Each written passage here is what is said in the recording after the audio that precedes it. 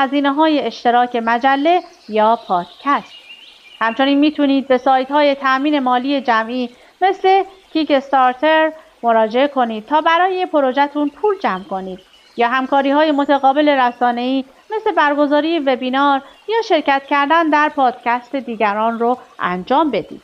مهمترین چیزی که باید یادتون بمونه اینه که همیشه حواس جمع باشید، چون برای کسب درآمد دائما راه‌های جدید و غیر منتظره ظاهر میشن. و فراموش نکنید که به مخاطبای خودتون گوش بدین. فرصت‌ها میتونن از بازخورد یک مشتری یا از کسی که صحبت‌های شما رو در یک ایونت شنیده باشه هم به وجود بیان.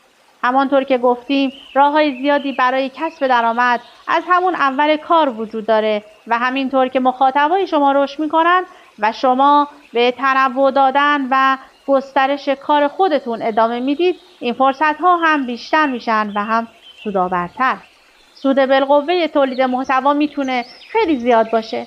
درسته که ایجاد مخاطبای وفادار زمان بره، اما با ابزارهای مناسب، استراتژی خوب و محتوای مناسب و درست شدنیه.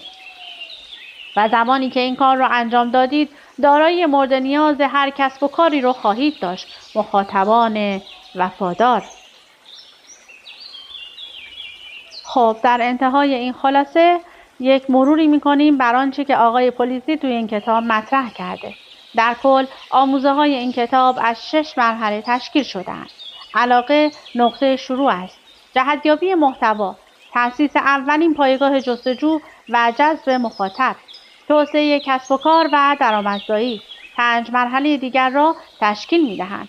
کتاب کارخانه محتوا پس از تشریح چیستی محتوا به صحبت درباره چگونگی تاثیرگذاری آن می‌پردازد.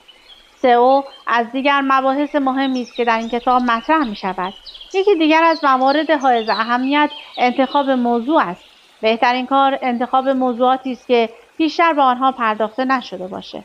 تولید محتوا حول محور موضوعات اصیل در موفقیت بیشتری را رقم خواهند زد. این کتاب حین تشریح موارد ذکر شده از شرکت‌های بزرگ و موفق دنیا مثال میزنه تا درک مباحث رو آسان‌تر کنه. اما نکوداش کتاب کارخانه محتوا رو 2-3 موردش رو برای شما میخونم. کارخانه محتوا کتابی است که از آن میتوان به عنوان نقشه برای دستیابی به موفقیت استفاده کرد. سلی اوشیک از نیویورک تایمز و وال استریت ژورنال. اگر کنجکاوید بدانید چگونه میتوان محتوا را به یک تجارت جدی تبدیل کرد، این کتاب جزئی ترین، صادقانه ترین و مفیدترین راه